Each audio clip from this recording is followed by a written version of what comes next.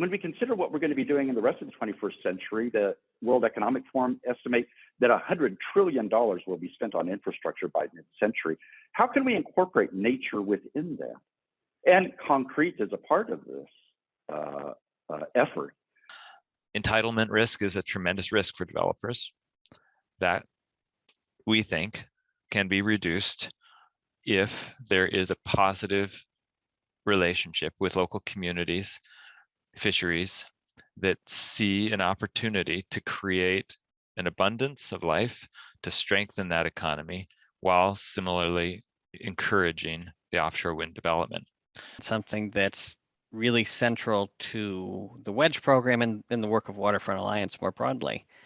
If we're going to emphasize public access on a site, we need to make sure that we're creating a space that the public would actually go and that adds value to the community.